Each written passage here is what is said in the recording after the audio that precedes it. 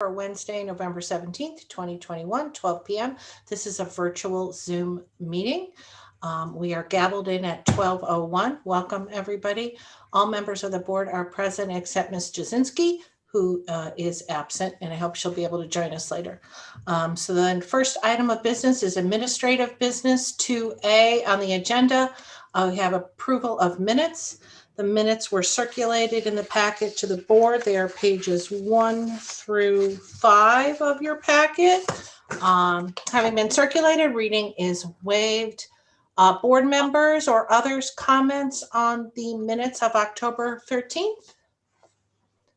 All right, the chair seeing none. The minutes are approved by the chair as presented in the packet. Thank you. And we have an expenditure ledger courtesy of the accountant's office at page 7. Just wanted to put it in there as an update. I have nothing on this. Any questions or comments on the expenditure ledger, page 7? A note for the record, page 6 is a blank page. All right. Is the expenditure ledger. Okay, we are on 2C, chair's resignation from the board. Self-explanatory. This will be my last meeting. I actually gave my notice a few months ago to Mr. Semino to give him an opportunity to find a replacement. And I told him at that time I would get the SAP through town meeting. And I'm happy to say that was done. And we'll deal with that in my report in a minute. I ask at this time if anyone's inclined to make remarks. Why don't you just contact me separately? Yes, Barry. Let me just say, I think it needs to be said that this is a tremendous loss for not only this committee, but for the town. The amount of time and energy and effort that you put into the job as chairman, it just defies belief. I don't think going forward, whoever should take over should even try to match what you've done and what you've accomplished. I think you've been the chairperson for the entire time. I think my first meeting was when you were chosen as chairperson, 2018. And the amount that you have achieved in that time is simply astounding. And I think we need to recognize what you've done and thank you for the tremendous service that you've given to the community. So I just wanted to put that on the record. Thank you, Mr. Rubenstein. I was going to say you can contact me separately, and to save time, we cannot make any speeches on the record, but I don't want to deny you the opportunity to talk about how wonderful I am. So I must say, as I've told you before, I concur with Barry 10%, and I consider to be an irreplaceable asset to the community, period. Thank you, Mr. Well, unfortunately, we will be looking for a replacement, and I would be happy, and we'll get to that. That's the next item on the agenda. Happy to work with somebody. When I came on the board, there really was not a chairman's book of secrets. With help from Vanessa and Mark, we just kind of figured out a few things, and I'll be happy to pass that on to whoever takes up the mantle. So, Betsy, can I just say something quickly? Sure, Jason, please. So obviously I'm the newest member of the personnel board, but I've obviously been watching what's gone on, and I echo everything that Barry and Dave has said before me. I just want to applaud you for when I think back to that town meeting where you stood up and raised some items, right? You were not a member of the personnel board, but I think you were objecting to the personnel bylaw that was attempting to be passed there. I think we need more people in this community that, not only when they raise an issue are willing to actually step up to help solve an issue. Many people are really good at raising an issue and not working towards a collective solution. And if I just look at any sampling of the work that's been done under your leadership of the personnel board before I joined, we clearly have made great strides as a community. And if I were an employee in this community, I would feel well represented under this leadership. So thank you for everything. And whoever fills your position, not only as chair, but more importantly, that fifth member that we're going to hopefully get at some point, they have obviously shoes that probably won't be filled appropriately, no matter how great they are. So thank you. Thank you all very much. Appreciate it. So that leads us, I really do appreciate it. And I don't know, maybe the next person will not take it as seriously as I did and maybe can get it done and not as a full-time job, but yeah, it was, there's a lot to do. So, but everybody has their vision of how to do it, and the next person's vision maybe hopefully will be, will work for everybody. So thank you all for your kind words. So I put board reorganization on the agenda simply to give the members who are present a chance to do that if they want to. One option would be you can have an election right now and that person can chair this meeting. I can chair this meeting and you can discuss board reorganization. I will add that I contacted Mr. Semino, the moderator, before this meeting to see if he had anything that I could say about a replacement, and he did not have anything at this time. So Vanessa, I don't know if Mr. Semino is present. I don't see who's hanging out. I do not see him in the audience. All right, thanks very much. So I don't have anything to report on a new board member, but I simply wanted to put board reorg on the agenda in the event you all wanted to discuss it, and you can table it to the next meeting. My feeling would be you did all the preparation for this meeting. You should chair this meeting, and particularly since Dorianne is not here and you're going to be leaving, I think it's best that we put off any decisions about leadership until we have at least Dorianne present and possibly a fifth member. That's okay. I Thank agree. you. All right, thank you, I- gentlemen. That makes sense. So the minutes, whoever Hang on, does hang them, I just want to add one thing quickly to that. So I concur with what Barry said, but I do think we need a point of contact. If Betsy's resignation is effective tomorrow, which one of us, even if we're not going to do an election, but like which one of us, if Mark needs something, because we should work with Dorian to find a meeting date that we can just reorganize for 10 minutes, because I think it's not the right answer for the employees to not have a point of contact, or for the personnel director to not have a point of contact after tomorrow. But I do think we need Dorian. I'm not sure we're going to be able to wait for a fifth member because I can't speak to obviously Mr. Semino's timeline. from my perspective, Jason, that makes a lot of sense. I probably talk to Vanessa at least once a week, if not more, depending on what's going on, and we coordinate on many topics. Also, someone else will need to take over the more immediate task of listening to this recording and submitting the minutes, and also the clerk's office requires that we submit a separate pack. So I submit the packet for posting. Mr. Hegarty's office does that. But after the meeting, when you do the minutes, in connection with the minutes, we're also required to submit documents reviewed.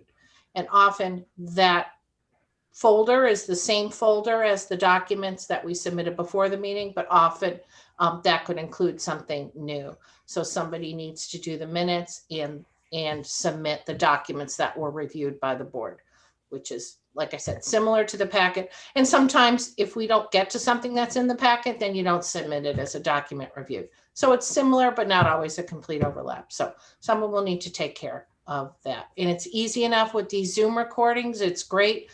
You just go to Southborough remote meetings on YouTube. You can do it this afternoon and listen to the meeting and do the minutes. And again, it'll be up to the next person to decide if they want the pretty in-depth minutes that I did or a looser style. That'll be up to you guys. We do have a clerk. That's Miss Jasinski. So you may want to put her down as the contact. But I don't know where she is at present. And I apologize to her if she told me she wasn't going to be here. I think she gave me she usually gives me a notice if she's not going to be able to attend. So perhaps something came up. So Dorianne could be the contact. Oh, there she is. There's- We were just talking about you. Can you hear us? You're muted, Dorianne. Can you hear us? She can Am I hear us. unmuted? Yes. We can hear you now. So we were just talking about board reorg. We're going to table that. But Jason has suggested that town hall needs a contact, employees need a contact. And as clerk, would you be willing to do that until the next meeting, till the reorg?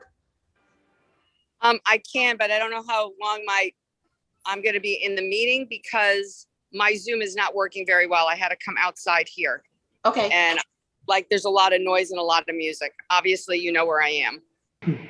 all right. Are you going to be away? So we have scheduled a meeting, folks, I believe for December 15th. So that That's leaves fine. a month when folks will need a contact for personnel board. And Dorian, you would be the logical person as the clerk, but not if you're not accessible. So I'll let you guys talk amongst yourselves. I'm around on the 15th. So, but whatever's decided on this meeting now, I don't know how long my internet is working. It's not working here in the park for whatever reason. No, So- but we're talking about accessibility from November 18th to December 14th. I have no problem. I'm home on Monday and then I'm not coming back until January. So I am accessible.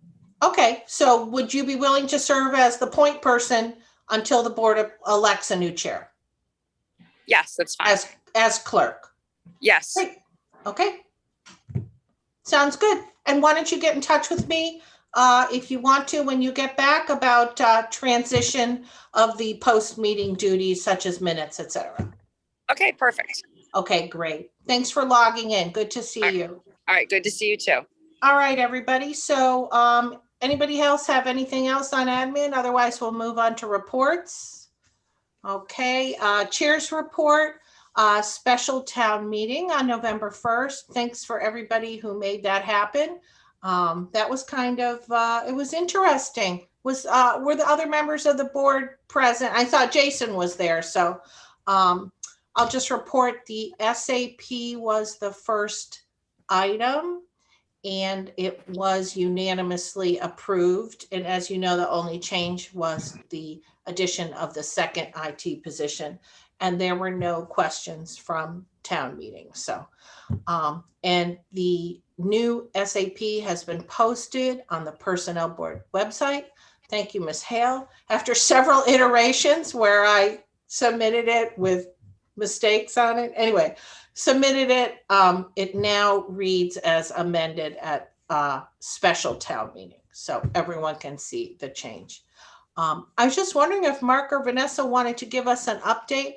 Now that that position's been approved, is there anything you'd like us to know about the second Sure. IT position? Sure. We actually started conducting interviews and some informal conversations with potential candidates this week. The deadline is this Friday, but there are quite a few similar positions open right now, including one in the town of Northborough. So we're trying to beat them to the punch here. So we hope to bring an appointment request to the Board of Selectmen definitely by mid-December and get this person started. Maybe not before the holidays, but immediately afterwards. Excellent. Thank you, Ms. Hale. Does the board have any questions or comments on, on town meeting? All right, we'll go on to 3A2. The only follow-up item I have from the previous meeting is there is I put together a document. You've seen it before. I updated it on Bates pages 8, 9, 10, and 11. This is to assuage my guilt for leaving the board. This is the personnel board pending items. You saw this at the last meeting, and then an update of what was taken. So I don't feel like I left you in the lurch. Here is a list of pending items and status. And the only follow-up I have is following the vote of the board on the budget at the October meeting. I submitted the budget to Mr. Valentine. That is the budget you approved, and that is at Bates, page 12, and that is the level funded budget that we discussed.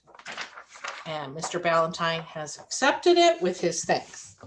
All right, that's it for my report. We're on 3B, Ms. Hale's report. Ms. Hale, you have the floor. Certainly, thank you. So in your packet, you'll see the memo on new hires and staff transitions that we're reporting on this month.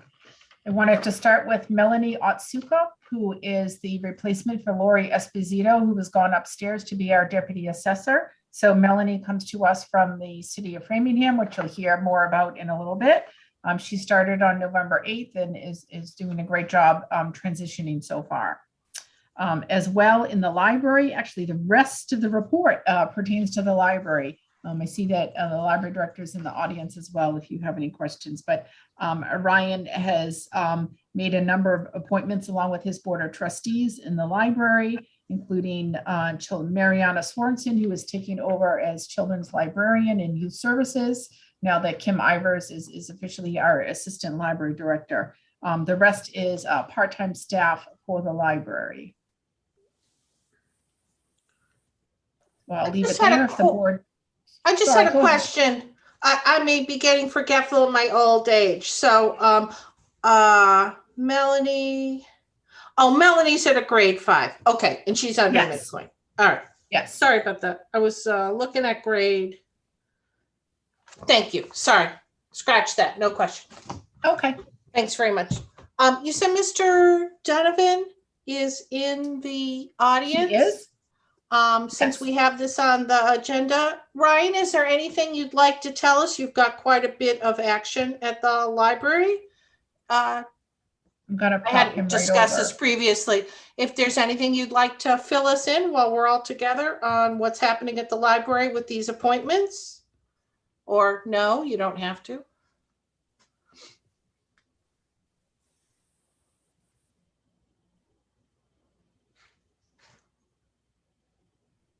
I figured while he was here. Right. Okay. More or less here.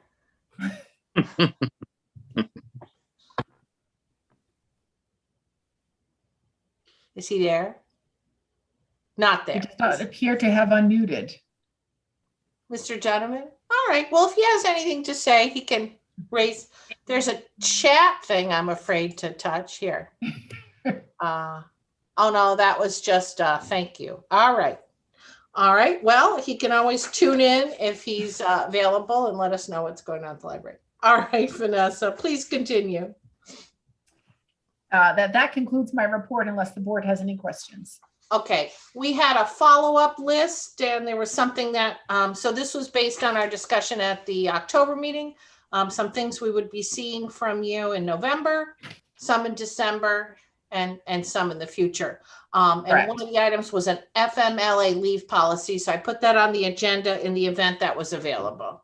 Sure. It is not quite ready for prime time, as you would say yet, but it's getting very close to that. Mark and I have been waiting to meet with our new labor attorney, Attorney Kate Federoff from our new labor council firm. We were just able to do that yesterday, actually. So we started conversations with her yesterday. She has shared her own template for FMLA that we're working on to get ready for the board at their December meeting. She's also taken a look at, our hiring policy and our appointment letter that we've agreed on, the template appointment letter. We just wanted her to take a look at that to see if she had any feedback or guidance for us. So we started those conversations yesterday, and we will have that formal FMLA policy finished for the December meeting. Excellent. Thank you for the report. Board, any questions for Ms. Hale before we move on? All right, thank you for that. And I think I will just skip ahead. We have a request from the town planner and the planning board. I don't know if Ms. Quinn and Mr. Morris are here. They are. Yeah, and I thought maybe with the board's indulgence, we'll let them do their business. And I'll bring them right over. That's to the prejudice of Brian, who has to hang around to talk about the annual adjustment, but he's used to sitting through meetings at this point with us. So Brian, with your indulgence, we'll bring in planning board. That's great. All right. Thanks. And this document was sent as a supplement, so it's not numbered. It's a 3-page letter dated November 15th, 2021 from the planning board, from Ms. Quinn. So if you want to bring them in with, They are now both here. Here I am. good morning, Ms. Quinn. Good morning, Mr. Morris. We have your doc. Good afternoon. Sorry, I'm back. I'm still back when we had meetings at 8 o'clock in the morning. So good afternoon, Mr. Morris. I will turn it over to you for a presentation of your request. Thank you. As you may be aware, I don't want to reiterate the letter that you all have read just to save time. But my current or my previous admin assistant, Sarah, gave notice back in August and had agreed to continue some part-time work for me remotely. She had accepted another position that was better suited to her life management and an increase in pay as well. In the interim, Vanessa assisted me in posting an ad for the business admin 1 position to planning. And we received many email resumes.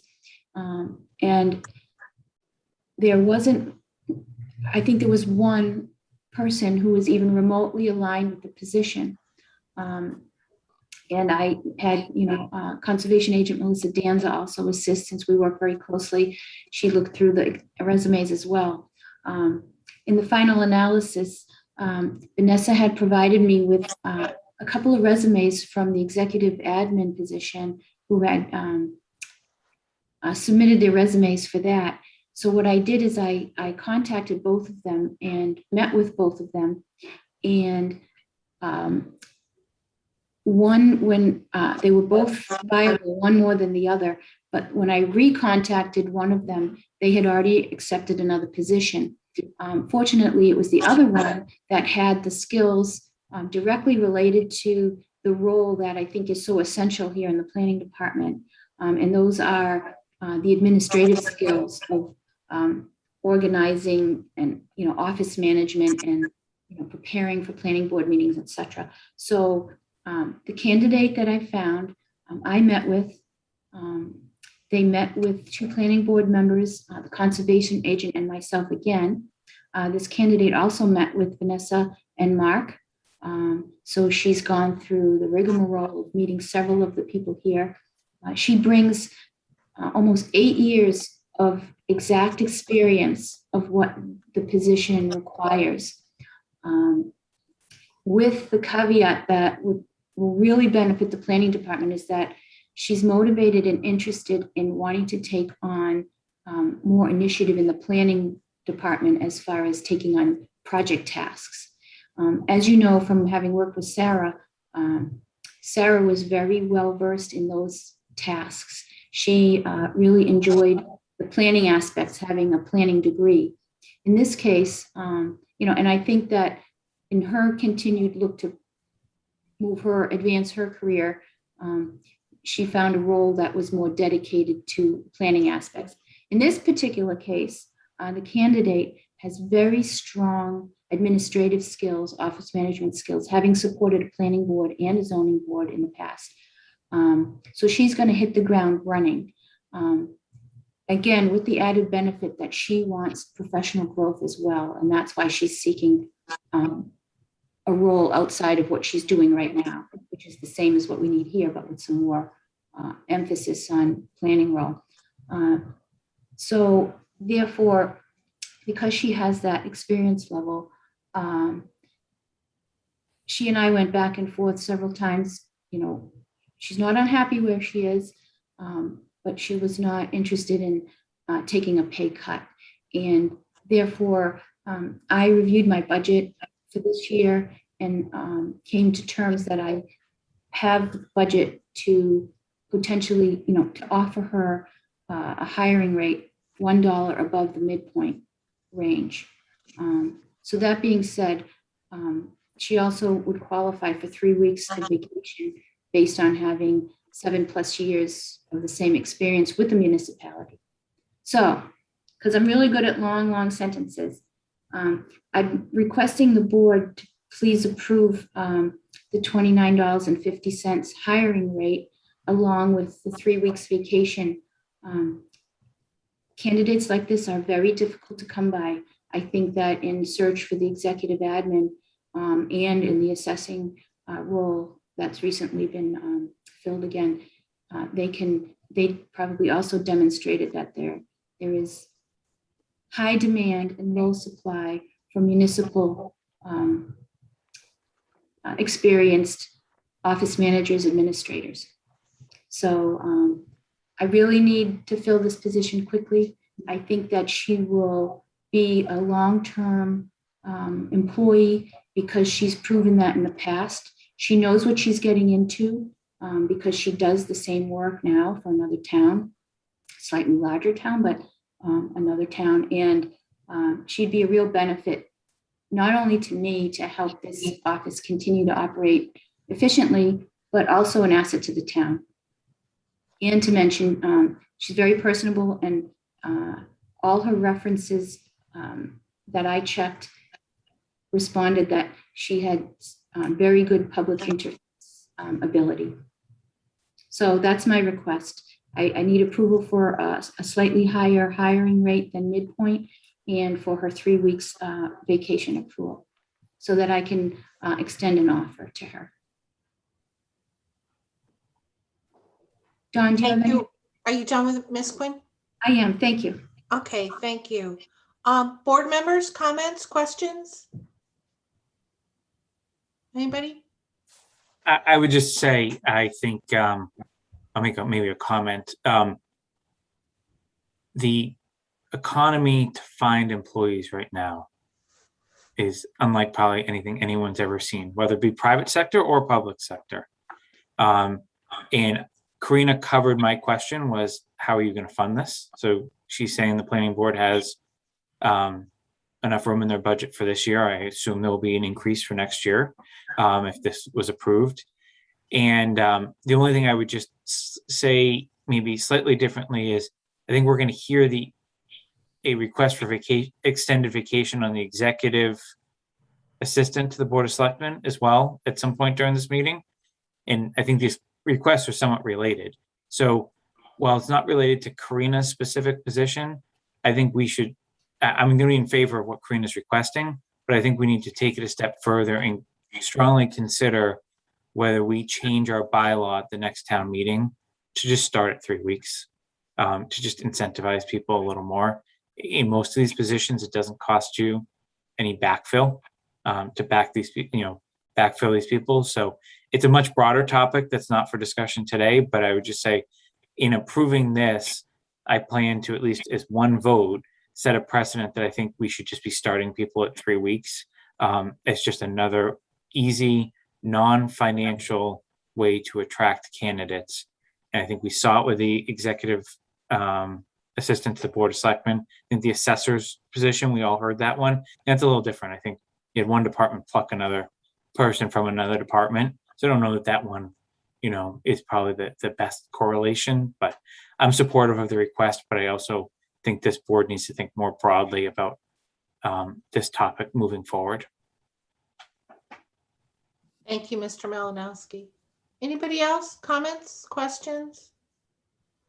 I'm not opposed to this in any way, but in talking to Ms. Quinn before she submitted her request, it seems to me that we're seeing requests for salary at midpoint or above with some increasing frequency. The clerk's office, the Board of Selectmen's office, the assessor's office. And it seems to me that following from what Mr. Malinowski is saying in this climate, it doesn't seem that we're able to get the talent that we need to get at the rates that are in the SAP. So that will be an issue for my successors on the board to think about whether or not they need to do something with the salary ranges.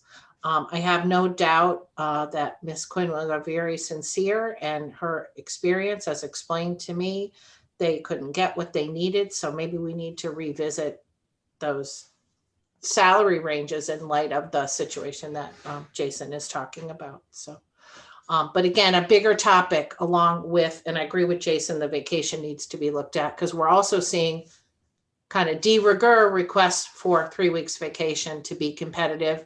And we're now going to see this again, as Vanessa noted, with the IT position. I'm sure there'll be a request. We've got to outbid Northborough for that IT person. So it's just a reality of where we are. And I'm hearing it. I heard it from Mr. Sabelli. I heard it from Mr. Hegarty. And we, this board, you've heard the same thing. So anyway, if there's no comments, we'll take these items separately. One, the chair will entertain a motion to set a starting salary for the new, it's Business Administrator 1, Karina, is that the position? Yes, For the Business new, Administrator 1 to planning. to the planning board. So motion to set a starting salary for the new Business Administrator 1 to the planning board, Schedule A, grade 4, at $29.50 per hour. Is there a second? Second, All right, we are being recorded, so this will be by roll call vote. Mr. Malinowski, Aye. Mr. Nixon, Yes, Mr. Rubenstein, yes, and the chair votes in the affirmative as well. So it is 4-0 unanimous. So thank you all. And then the chair will, is there any discussion about the experience of this candidate vis-a-vis the vacation? Has everybody heard what they need to hear? Okay. Seeing no comments, the chair will entertain a motion to approve advancement in the vacation schedule under section 11B2 to 3 weeks vacation for the new Business Administrator 1 to the planning board. so move. Is there a second? second, All right, this will be by roll call. Mr. Malinowski, Aye. Mr. Nixon, Yes, Mr. Rubenstein, yes, and the chair votes in the affirmative. 4-0, 3 weeks vacation is approved. And I just want to say in closing, thank you, Ms. Quinn. You're brave. Anytime anybody picks up the phone to talk to me about personnel board, it can be a little bit of a labyrinth. And Karina was very responsive and did what we asked her to do and set everything out and did it in a timely fashion. So thank you for that, Ms. Quinn. Thank you, and thank you to the board and Vanessa, and also my chair for helping guide me through this. I appreciate all the effort. Thank you all too. Thank you very much. All right, and good luck, and I look forward to meeting the unnamed candidate. You know her name, and I hope it works. And you're certainly a busy office, and I hope you get what you need. Thank you. Thank All you. right, thanks, everybody. Thank you. All right. So while we're here in new business, let's talk to the Board of Selectmen. Ms. Hale, Mr. Purple have a request for advancement in the vacation schedule for their new executive assistant. And why don't I give you the floor on that? We're on 3, we're on 5. Oh, we have 2 A's on the, we're gonna have to fire this chair. There's a mistake on the agenda. It should have been 5B for the Board of Selectmen, but it's the second 5A on our agenda. So it's obviously time for the woman who prepared this agenda to retire. Okay, so Vanessa, Mark, you have the floor for your request. Sure, I'll start and of course want Mark to comment as well. So as detailed in my memo, Melanie comes to us from the city of Framingham, where she worked for just under 5 years in the very busy department of the city clerk's office over there. She has great municipal experience. Prior to that time, she was working in the private sector, and we believe those skills are really an asset to what she brings to our department now.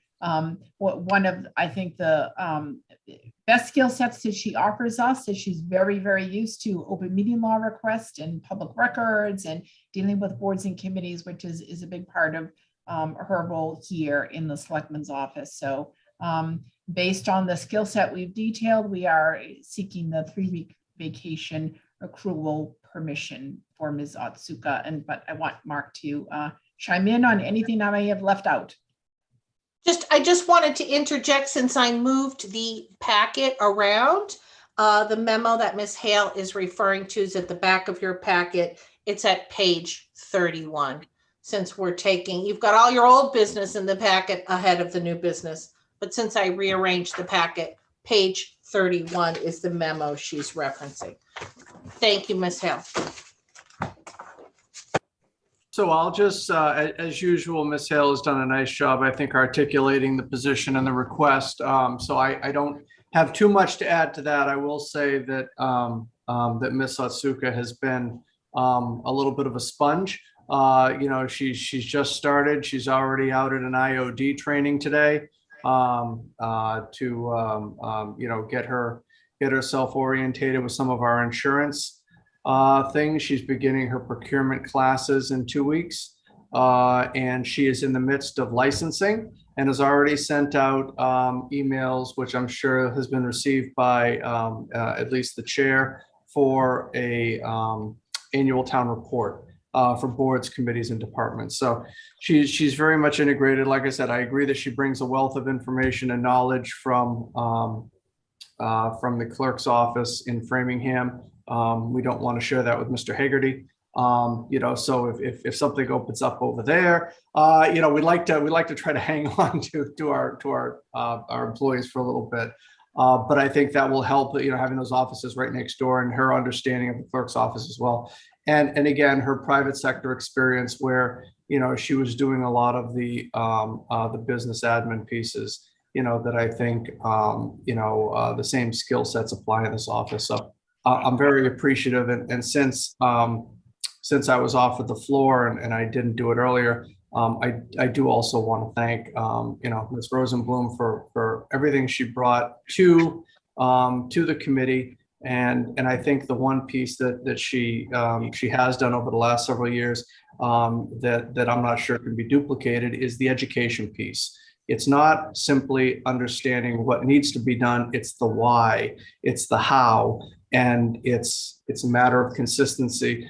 And just to add a piece of humor to it, every time Vanessa or I or both had conversations with Betsy about something, and the phrase, we haven't come across that in a long time, happened to come up, that was the next shoe that dropped. And, it was something we had to get involved in, dig into, and everything in that. So I think there are certain phrases that should be retired as the chair moves on and everything. And the fact that we haven't seen something in a while is probably going to be one of those. Hopefully we can, look to try and hit some of these things proactively. So that was just an aside, but I support the request as Vanessa has presented it.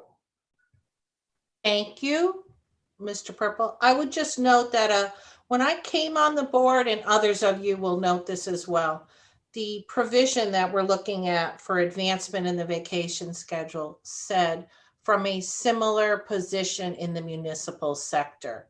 And it was probably Mr. Dietz who said, why just the municipal sector if there's experience out there? So we recommended to town meeting, and the bylaw was changed to take out municipal. So and I think that was a great change. And we saw that with our IT manager. It was, understanding wires and circuits and routers and servers, is not. Mark, let's agree not to even talk about what it is that Jay knows, because we don't even know how to talk about it, right? It's not a public sector thing. It's IT cuts across all fields and municipal, private sector. And I really think that that it was a good change, and it was an equity change that probably should have been done earlier. So whoever we want to attribute that to, I would attribute it to this board as a whole, that making that change, I think is going to be beneficial moving forward. But I think, and Ms. Hale, you can correct me if I'm wrong, isn't this the first request of that someone who basically falls under that municipal and also that private sector experience for the vacation? I think it is. So this would be the first request that, that basically takes advantage of makes the request under the new wording of the bylaw. I don't know. I know we have had other requests for advancement, and connecting with what Jason said, we seem to keep seeing this. It seems to be de rigueur. It seems to be something that is a really essential piece of the offering pie to be able to get the candidates you want. So we see it with increasing frequency. And by taking out municipal, the board opened itself up to have to stretch a little bit and do a little more work to determine if something is a similar position, because you're not talking about someone coming off a municipal desk in another town. But when we made the change, we bit off that responsibility. So, and you have the memo. I don't know if anybody from the board has any questions about her experience and if it meets the test of similar. Any comments or questions from the board for Ms. Hale or Mr. Purple? All right, is the board ready to vote? Yes. All right, the chair will entertain a motion to advance Melanie Otsuka, do I have that correctly? In the vacation schedule under 11B2 to 3 weeks vacation. This will be, do I hear a second? Second, Do I hear, this will be a roll call vote. Mr. Malinowski, Aye. Mr. Nixon, Yes. Mr. Rubenstein, yes. and the chair votes in the affirmative 4-0. She has 3 weeks vacation. Thank We you. look forward to her work, the other 49, and I look forward to meeting her. So thank you all. All right. There was one other item of new business while we're at new business, and then we can get on to everything else. This popped up in my inbox from the Board of Selectmen's office. It is at page, hang on a second, page 31 to 38 of your packet, at the end of your packet. Oh no, sorry, 31 was the memo. Starting on page 32, Town of Southborough Remote Work Policy. This was not something we were asked to review. I don't know if all the members of the board, this may have gone out, Vanessa, I don't know. Did this go out to all boards and committees? Or maybe just to chairs? I don't remember. But in as much as it, what?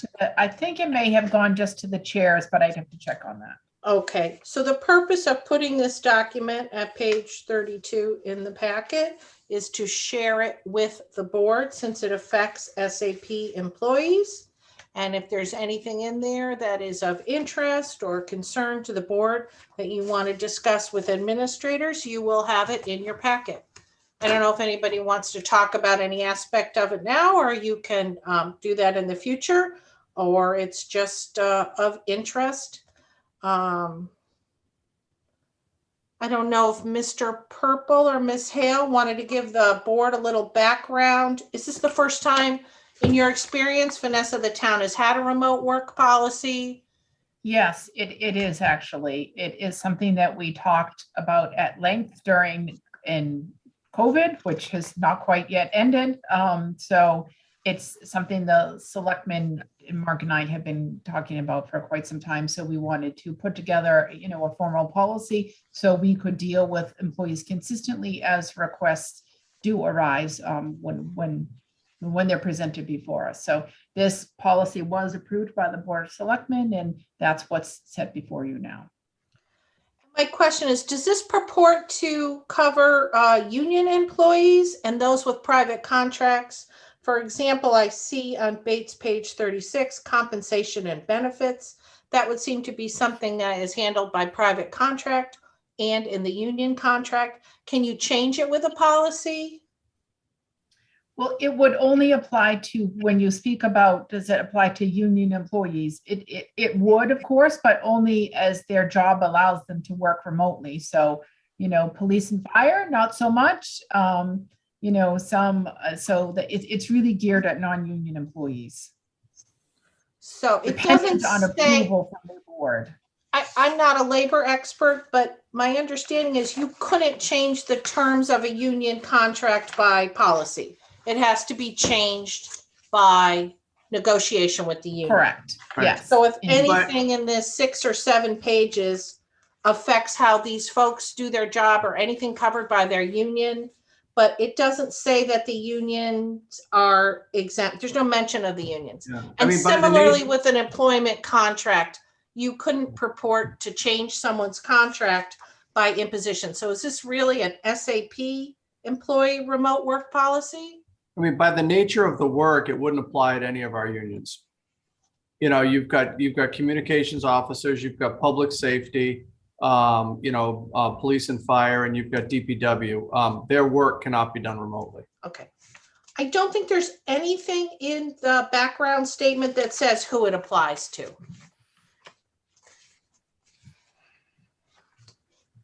It just says remote work policy.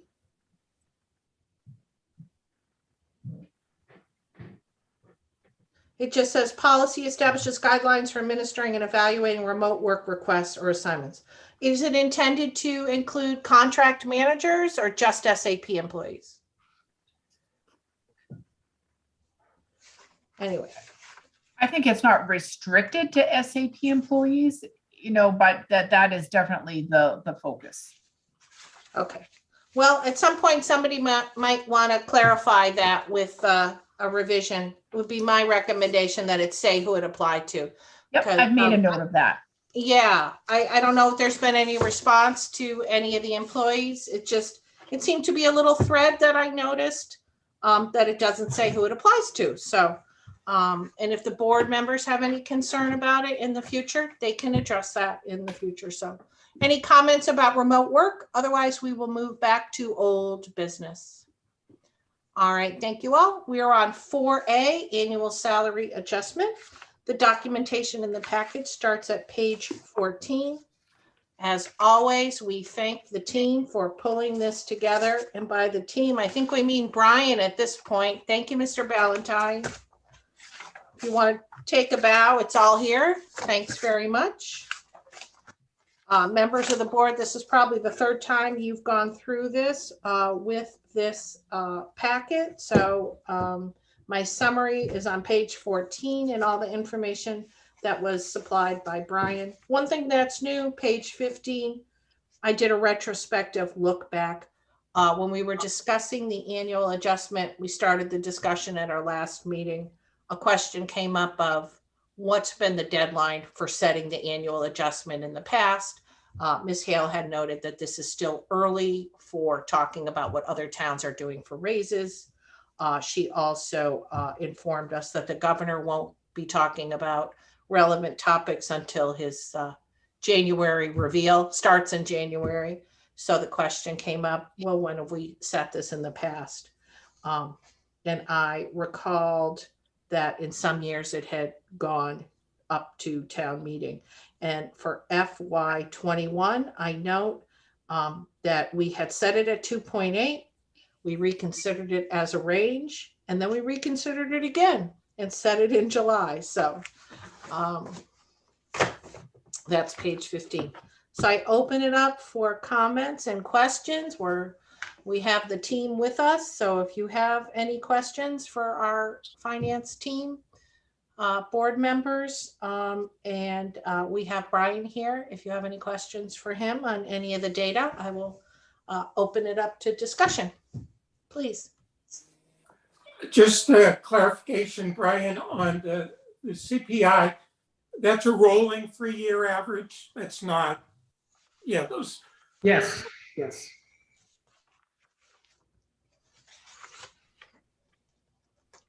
So there is recently what I found, a Bureau of Labor issuance that I wasn't aware of, that they issue an index every September 30th of governance, in particular for federal and local employees, a metric on the past year of rate of increase.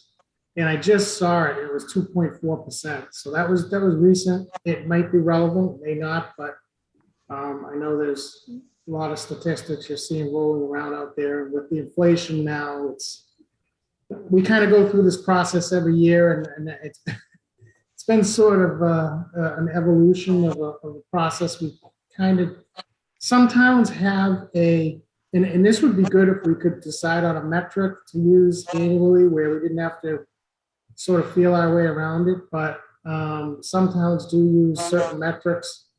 And that is one metric that I have found a few towns do use.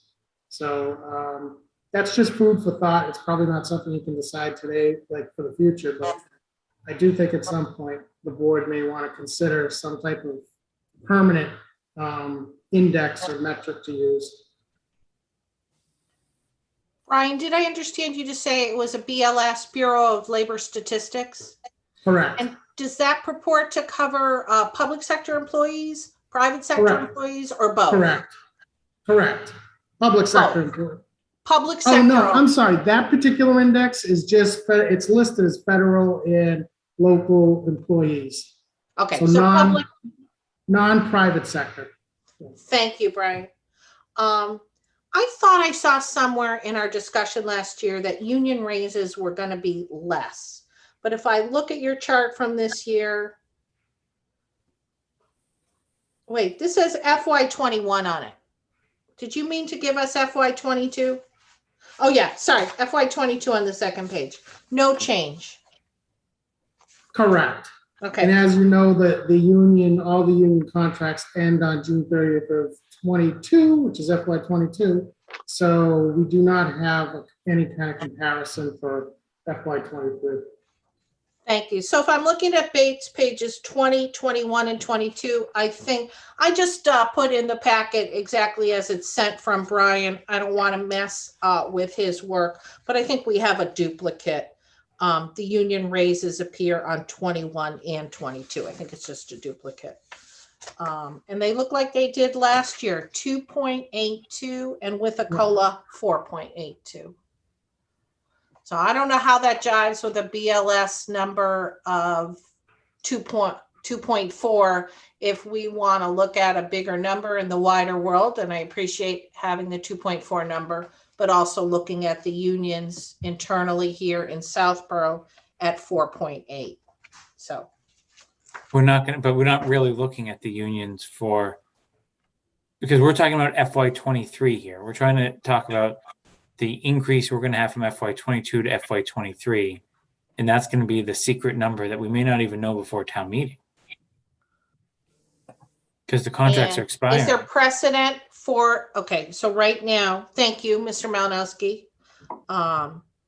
The minimum raise 2.82%, average raise 2.82 with a COLA 4.82.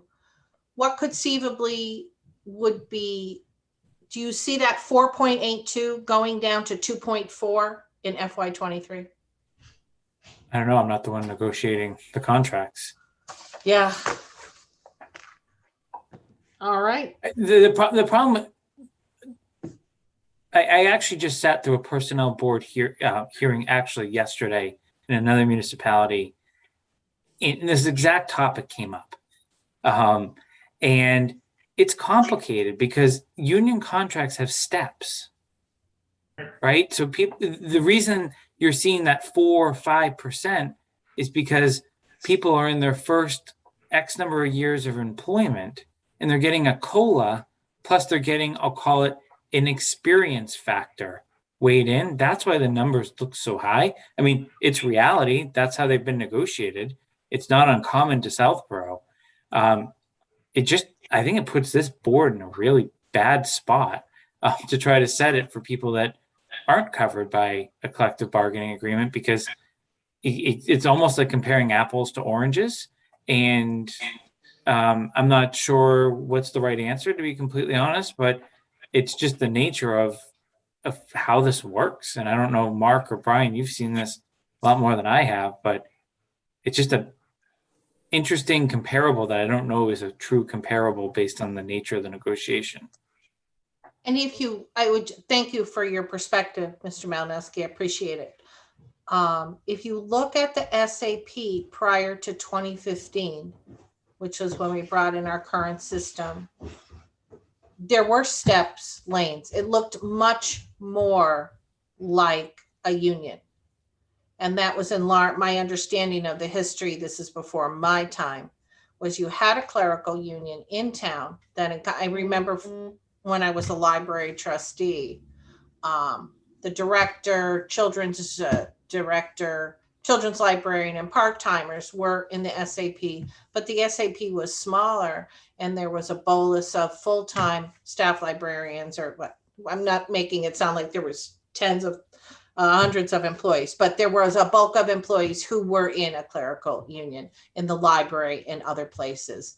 And when they decertified and went into the SAP, I think Mr. Sabelli has given us some testimony on this point in the past.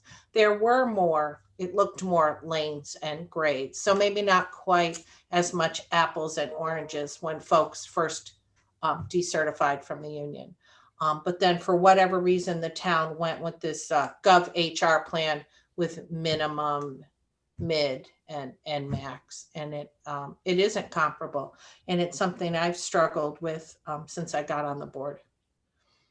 I mean, you're never going to have parity between unionized and non-unionized people for a lot of reasons, some of which Jason touched on, but just talking about recruiting, the fire department is not recruiting people who are not firefighters. They're competing with other towns.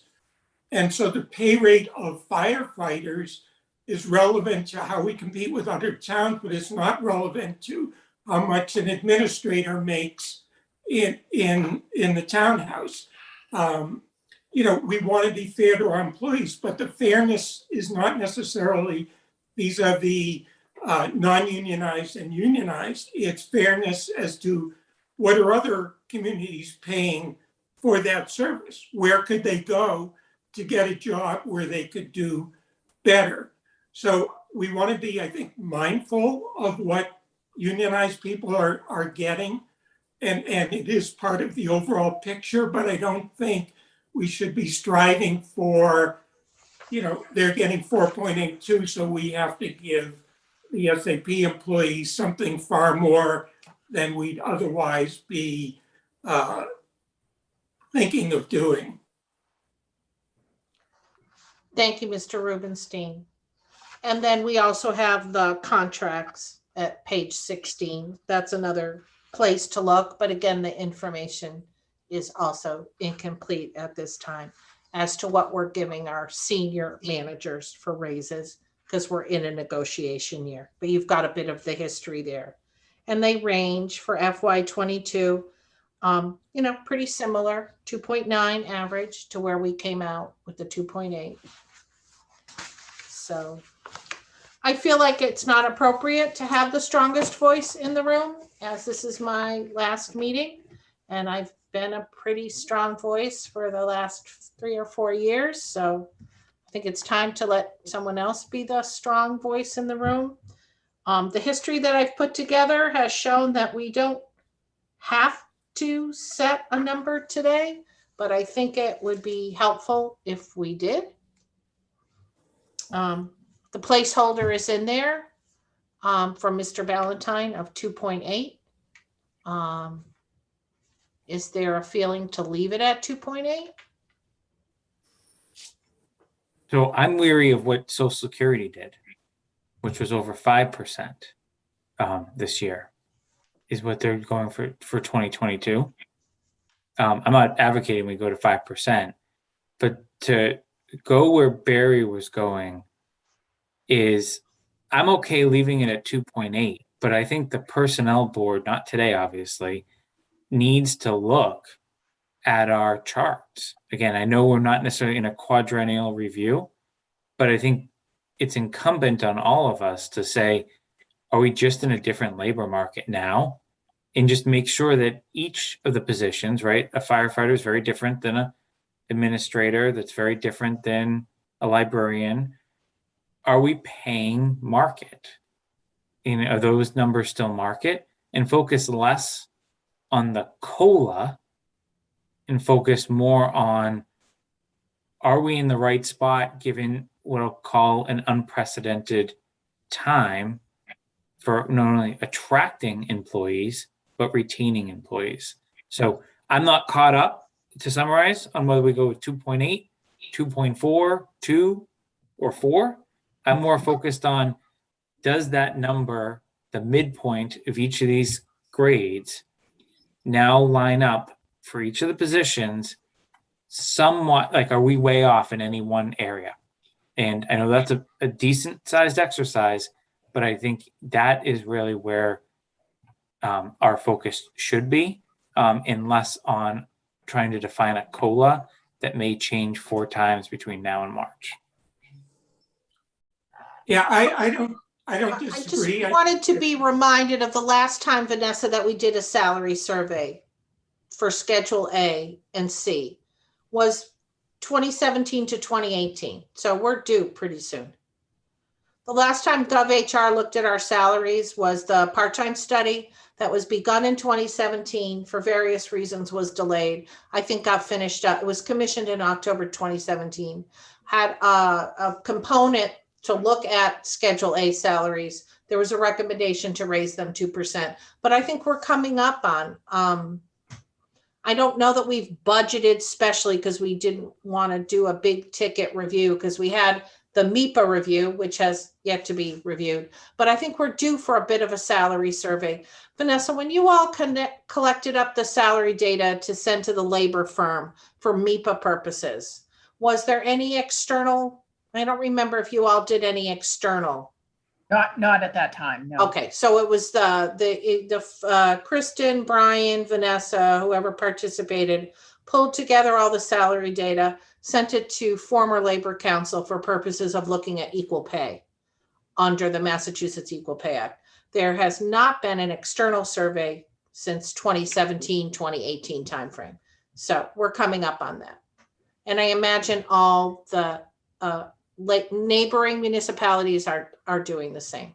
But we have continued to raise, again, along with the discussion, annual salary adjustment has 2 components to it.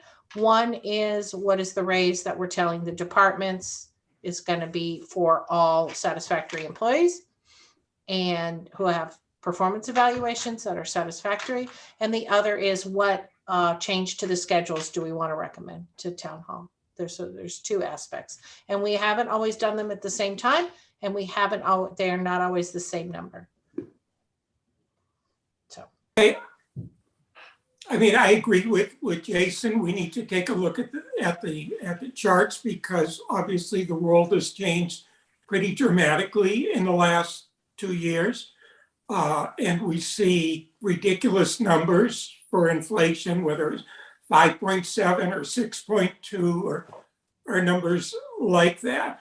But in terms of setting an adjustment, I think we have to be realistic about what is going on in the world.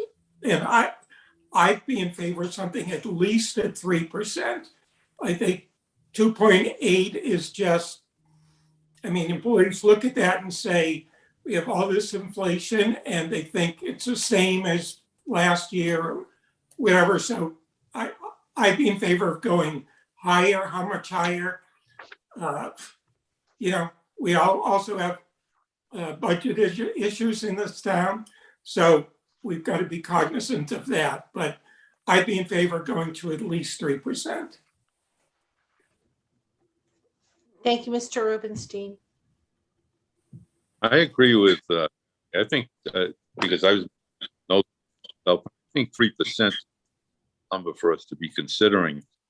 We all know that once prices go up, very seldom do you see them down, or if they do come down, it's only a fraction of what the price increase was.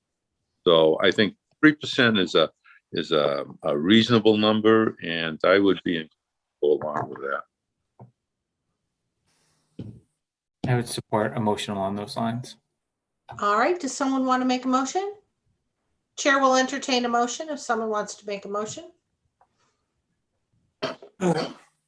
Okay, I'll move to set the annual increase rate for SAP employees at 3% for fiscal year 2023. Thank you, Mr. Second. Rubenstein. There is a second? All right, this will be a roll call vote. Hang on, Mr. Betsy, Valdez?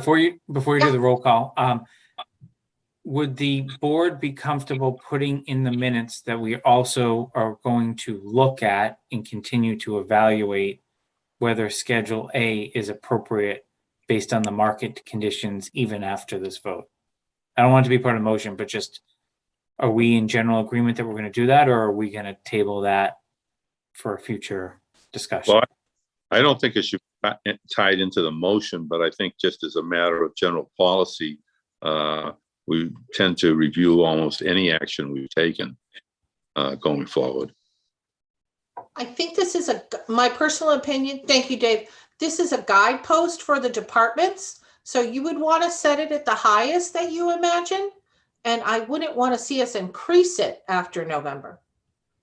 If We're just Vanessa- talking about COLA. The motion's related to basically COLA. So if someone gets a satisfactory job, a performance evaluation, they're going to get this 3% if this is what town meeting votes on, right?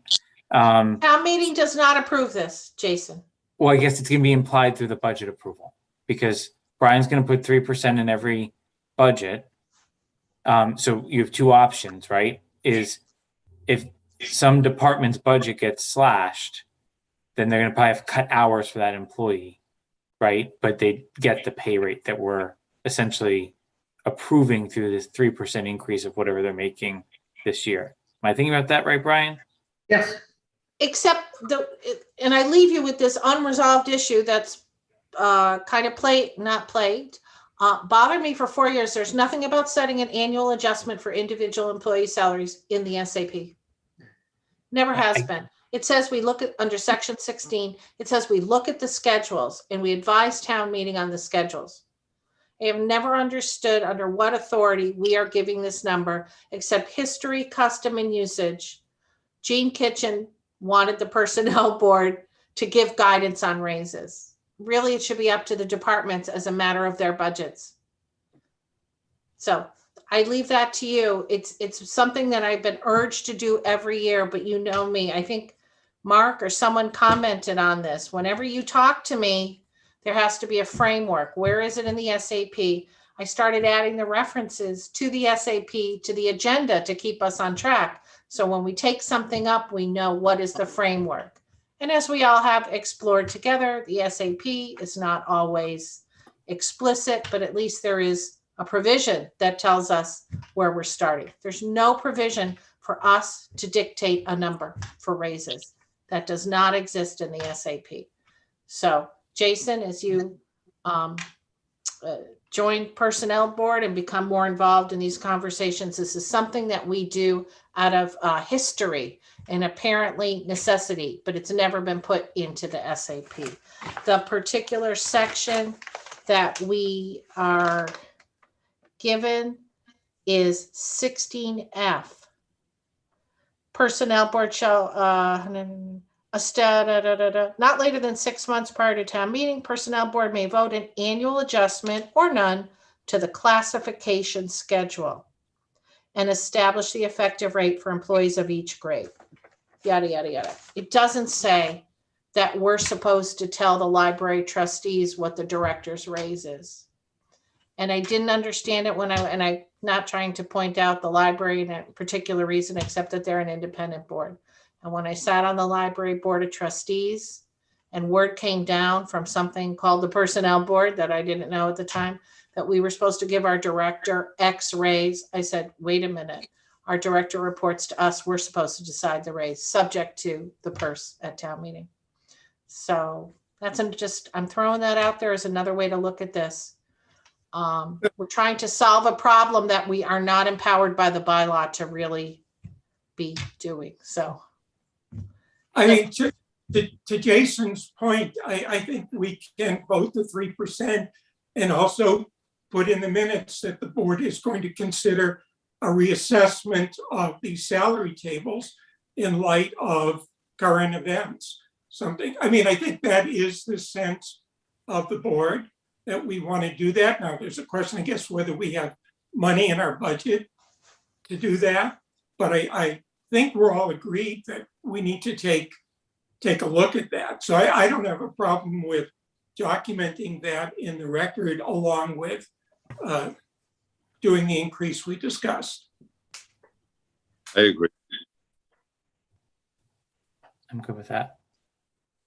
If you want to make a motion, I mean, usually I just report in the minutes. It was the sense of the board that X, Y, Z. No, I don't want a needed further motion. I study. just wanted, because we're gonna have a new minute taker, that's clearly not gonna be, no offense to any of the others. I don't know who's doing the minutes, right? That's Dorian's job to figure out, but clearly we're not probably gonna be as detailed as you were. So I just wanted to specifically point out that point, that we had some discussion around it and we're gonna revisit it because I think it's a broader issue. To Barry's point, yeah, who knows where we're going to find the budget, but I do think there are ways to do some quick assessments without paying GovHR or someone else. Yeah, an external salary survey, I believe, could be done by listserv internally. The other thing I should note is some time ago, the board talked about putting money in the budget or taking some money from the existing budget to hire a note taker. I think the going rate is 150 per meeting, Vanessa. And at one time, I had spoken with Kate Battles, who's now working part-time in Mr. Haggerty's office. So let the minutes reflect that Ms. Jasinski may wish to contact Ms. Battles, or perhaps if she doesn't have time, that was a couple years ago, Vanessa may have a list of note takers, and it is well within the purview of the board to hire a note taker within the budget. So you don't have to be me and spend that much time doing the minutes if you want to go in a different direction. So I think we should deal with the motion, maybe ask Barry to restate the motion. And then if you want to put something on the record as to the board's understanding of reconsideration at the time. So Barry, it was a beautiful motion. I remember the motion. We can save Barry. I remember. Dave, are you good? Yes. Then we're voting a 3% COLA. Okay. No, but you can't say Sorry, COLA. COLA. Sorry. Not a COLA. There's no COLAs in the SAP. Yeah. Gotcha. Standard annual adjustment. All right. Yes. The recording will reflect the original motion. There was a second. The vote will be by roll call. Mr. Malinowski, Yeah, aye. Mr. Nixon, Yes. Mr. Rubenstein, Yes, and the chair votes in the affirmative. 3.0. Now, for the record, Mr. Malinowski, why don't you state your understanding of the reconsideration? The reconsideration is that at a later point in time, the personnel board will add to an agenda to discuss whether we want to revisit any salary schedule within the SAP based on current market conditions. Great. Correct. And everybody on the board is shaking their head, so the minutes will reflect there was general consensus. Thank you, Mr. Malinowski. All right, thank you, board. We are on to, unless anybody has anything else, we are on to 4B. I don't know if anybody from the finance team wants to comment on the 3%. It's awkward for Vanessa as an SAP employee, and now Mr. Purple's compensation is tied to that number. So I guess they're being appropriately discreet and not saying anything about a number, because this puts them, at least Vanessa used to be in the middle of it and discreet. Mark was not tied to it. Now that he is, we note that neither of them is commenting on the record. Brian, you still have a contract. Do you want to say anything about the 3%? No, I think I think that was a good vote. I appreciate both sides with the increase and Jason's and Barry's comment. I think I definitely support that for the future. So, All right. Good job. And again, on behalf of the entire board, thank you, Mr. Ballantyne, for your assistance. All right, we're on 4B. We're taking a look at continuing matter for the FY23 bylaw. This would be something that we would bring forward, that the board would bring forward to the voters to change section 7A. This is an ongoing discussion. We've dealt with this at least a couple of meetings. There is a memo and some policies starting at page 23. We had a discussion, we had a revision. The proposed revision is on page 24, where you see section 7 of the SAP and the suggested revision. I don't know if everybody had a chance to look at that.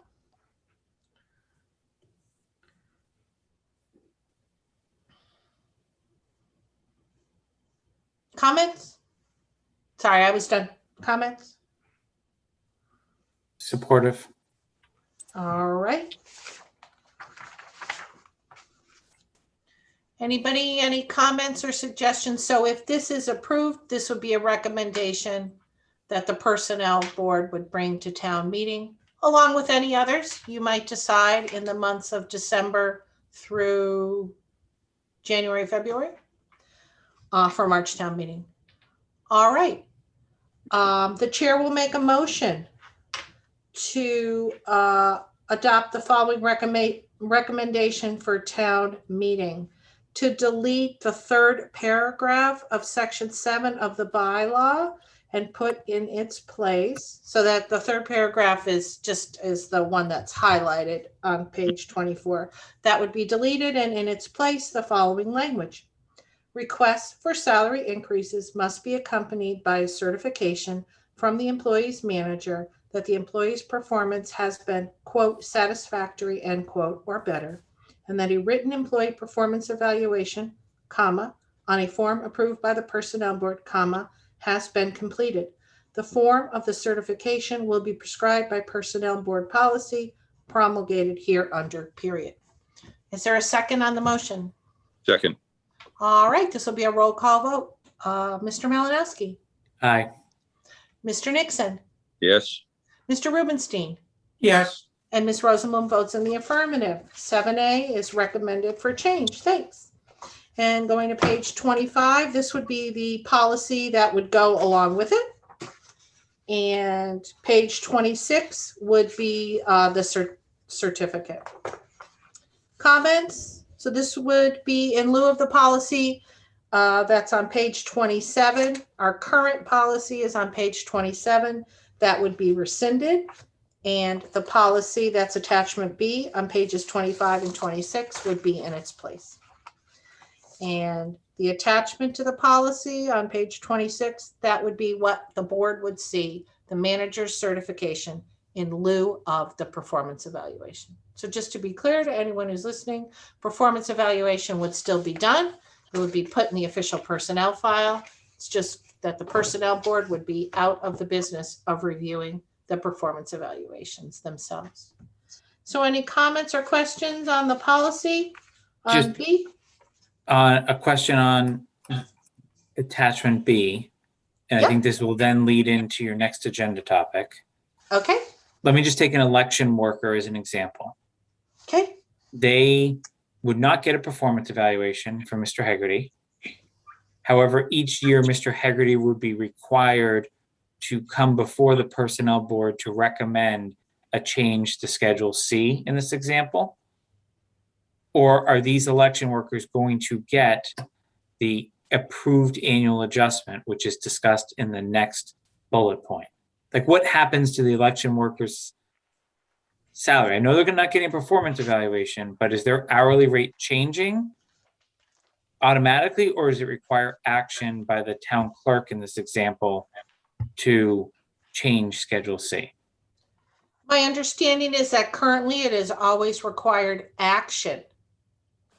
Okay, so if you look at the current language of 7A, all the employees are entitled to an increase. These increases have been, the foundation is that we have to see a certificate, that we have to see a performance evaluation. So no PE, no raise, but we have a current policy that we have exempted certain classes of people, but the department heads still come to us if they want to raise. Got it. Okay. All right. That will lead into the next topic. So that Yeah. answers the question. Thank you. Yep. So we might as well, before we vote the policy, take up, this is 4B2, and that was an issue that Mr. Malinowski had raised at the last meeting. So we've exempted from the requirements of having a PE or a certificate certain workers, the election workers, because they're so sporadic. Our clerk does not do evaluations for them. Library pages do not receive evaluations, and the seasonal recreation workers. So Mr. Malinowski, you have the floor to discuss what you wanted to roll in the Schedule D. You wanted to talk about whether or not Schedule D on-call firefighters should be rolled into this policy as an exemption. And I think I noted to you offline, in my experience on the board, I have never seen a performance evaluation for an on-call firefighter. And Ms. Hale confirms that they have not received raises since they were added to the schedule. I'll just clarify one thing there. They did get a big raise last year, but it was their first raise in 15 years. With the new schedule. Right. So With the new just if schedule. anybody's listening, Schedule D on-call firefighters was added to the bylaw in 2004. No raises, no change in the schedule until last year when our new Chief Achilles, proposed an amendment which was approved, and we put in a new schedule that involved a raise. So thank you for that. Right. Okay. So I spoke to Chief Achilles after the last meeting. He confirmed, one, he has not done evaluations, and he also confirmed that he wasn't aware of any prior chief doing it, which is obviously what Vanessa also confirmed. And he also confirmed what I thought was going to be his answer, that these are not positions that you would do a typical performance evaluation. These literally, it's on call. Like, so it's more proficiency based in terms of, are they meeting the certain standards in SOPs, the standard operating procedures of the department? So he was unable to attend today because he's out of town on a conference, but did kind of validate where I would at least recommend the personnel board go, in that we put the Schedule D employees, all these positions, on the exempt list from a performance evaluation, and leave it to their training regiments to deal with performance related issues, and let the chief come before the personnel board each year if he believes that these numbers need to be adjusted in any way, shape, or form. My other concern that I would, the reason I asked my question in the last agenda item was, we obviously, you know, I don't want to blame any prior chief, but this was ignored for 15 years. Which, you know, I remember kind of my jaw dropping as an advisory member when this was presented last year. So I also want to make sure this doesn't get forgotten again, right? You know, any one of us could not be on personnel board tomorrow. So what I would say is, I would have been in favor of just having the chief certify that they're meeting the training standards of the department each year. So exempting them from a performance evaluation, but requiring the chief to certify that they're still meeting all of the rules and regulations of the department, and giving them the annual increase. But I also am indifferent to try to keep this easy and keep it closer to what we're doing with the library and town clerk employees, that if the chief believes there's a raise that's required or a change that's required to Schedule D, that each year he needs to consider that and bring forward, you know, that for discussion with the personnel board. So in summary, I would recommend we add the Schedule D employees as an exemption to attachment B. Thank Yeah, you, Mr. Malinowski. I just have a question. If the board thinks we need to tweak this policy a little further to specify that even though certain employees, Schedule C, presumably D and F, are exempted from performance evaluation or certification, do we want to add a bullet point that they still need to come to us to ask for the raises? Might as well be black and white. It wasn't black and white to me. That's why I asked the question. So Yep. Jason, question, do on-call firefighters, as you were saying, have they not received up to training at this point? Because it is both training policy in place. it cut out. I don't know if it was just me, but Dave, your question cut out a little bit. So my question was, is in your mind, do on-call firefighters now, have they not received up-to-date training because there has been no specific training policy in place? No, I think the training, I think they're getting all the training. They're just not getting performance evaluations. Okay, and with the new chief, which is my next door neighbor, he's in the process of trying to get policy in place. No, from my understanding, all the policies were in place. The only thing that wasn't happening was no one was coming before the personnel board to increase their pay rate ever since this went in. And no one was saying at the end of the year, firefighter A is meeting satisfactorily the job that they're required to do. There was never anything in writing saying that they're meeting the standards. I'll be honest, as someone that's in an officer, position in another community in the fire service, I have personally never received a performance evaluation. No, I get it. It's a unique job that really goes under rules and regulations, as opposed to, your standard job where you're there a certain number of hours a week and have certain roles that you're expected to carry out on a regular basis. Got it. I'd be in favor of putting in language, making it clear that they still have to come to us if they want an increase. And particularly for Schedule D, as Jason suggested, that if the chief wants to give an increase, he has to come and ask us to modify Schedule D.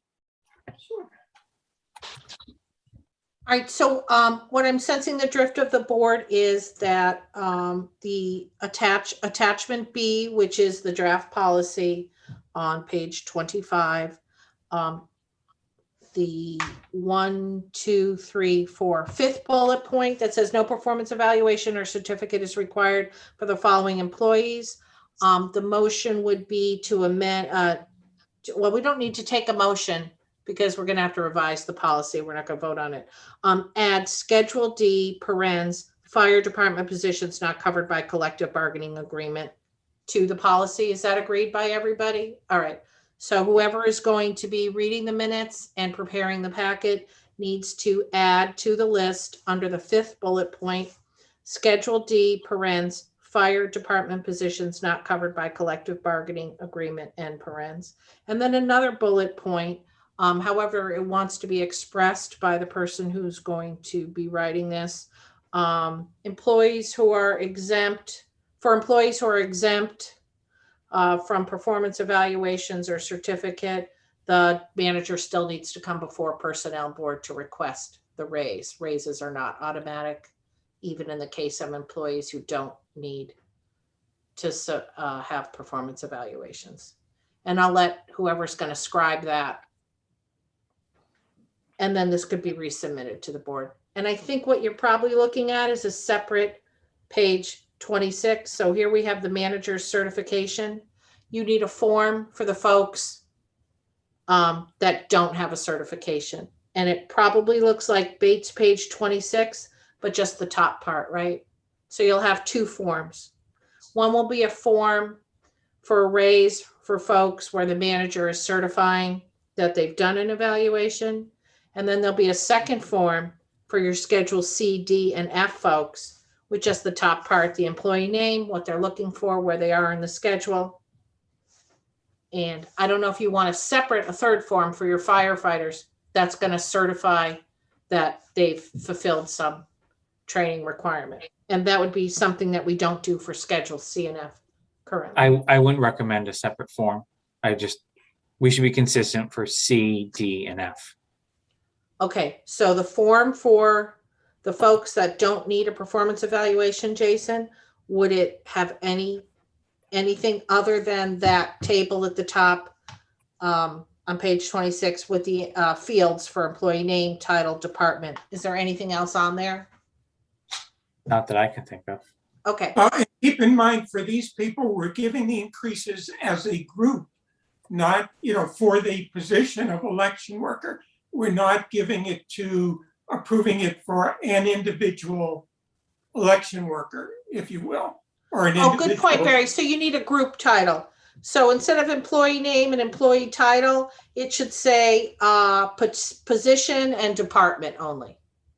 But I'm not going to scribe this because I realize if I keep doing this, then it doesn't end. So let the record reflect that there will be 2 forms.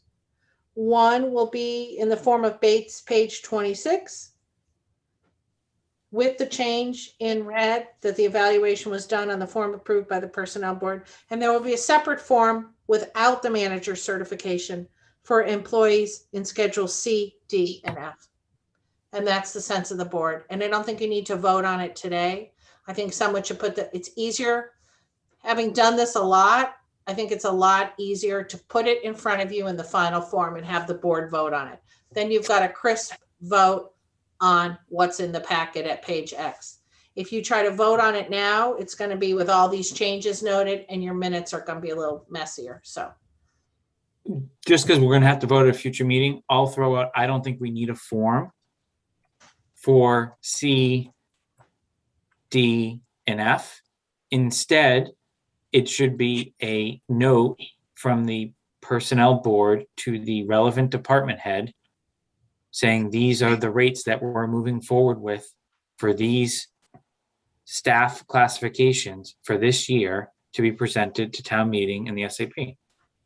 it doesn't get what gets presented, the raise. Just, yeah, it should show what the current rate is and what the rate is for the next year. Or maybe it's the same. Well, that's 2 different issues. The raise that you're giving the people is different than the ranges. They're not exactly the same because C and F are the same because they're ranges. D is specific salaries.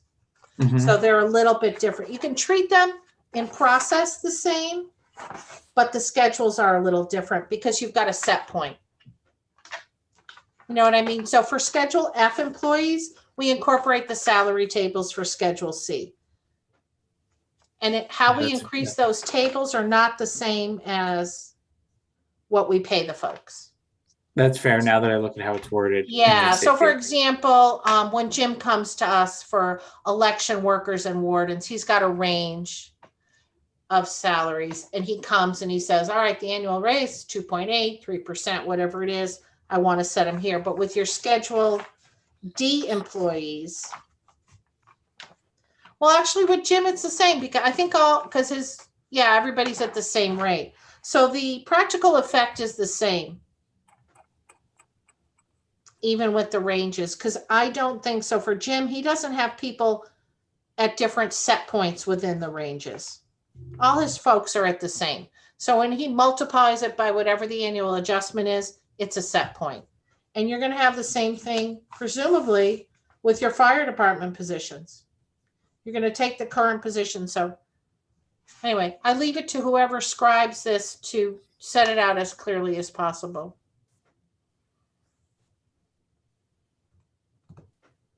And somebody can put it in final. Just let me know who you want me to forward the Word versions, because all you all have in front of you is a PDF. So I can send you these documents in Word and someone can mark them up for your next packet. Just let me know who you want that to be. So we're going to go with one certificate in the form of page 26, and then you're just going to amend page 25 with a bullet point, right? That you just need a statement from the manager for the class of employees. Is that the drift of the conversation?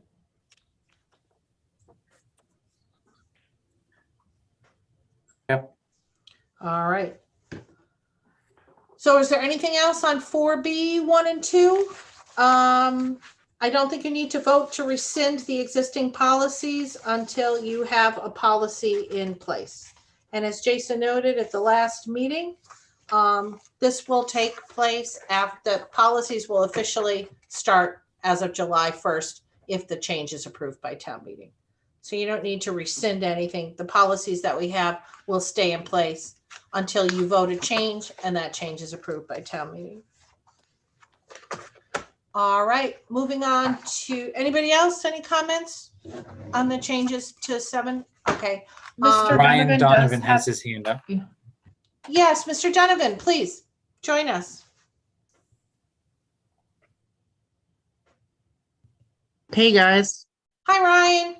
is it okay if I just have 2 requests that I make as you're putting this together? To Absolutely. to bear in, just things to bear in mind.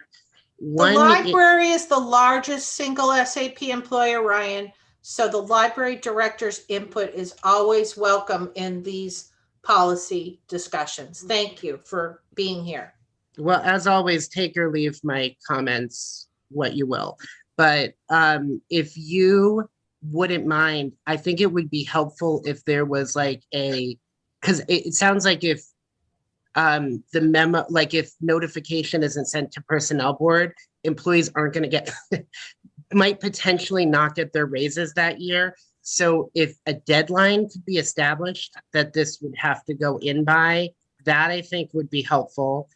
And also just bearing in mind the budget cycle, because one thing I think Brian's going to have to do now is a lot of people have submitted budgets at 2.8. Now everybody's going to have to do a 3% for the merit increase. It would be helpful if the tables are going to change for C, at least for me. I don't deal with the other schedules other than A and C, but if the schedules are going to change on C, if we could find that out, like sort of before budgets are due, that would be helpful. That way we don't have to revise the budget as the tables are modified. Is what I'm saying making sense? Yes. And Okay. so what's happened in the last couple years? I don't know what happened. Well, I do kind of. Because the first year I presented the SAP to town meeting, I had to ask town meeting to raise the schedules 6% because the tables hadn't been changed in 3 years. And I remember having some fear of going to my first town meeting, standing up and saying, I'm a member of personnel board, please raise town salaries 6%. And I was told I was just asking people to catch up because for the last 3 years, we hadn't raised the salary tables. So we've tried to address that every year with the finance team, that when we announce the annual adjustment, we also, and for the salaries, we also announce an adjustment to the tables. And for the last couple of years, it's been the 3-year average of the CPI that Mr.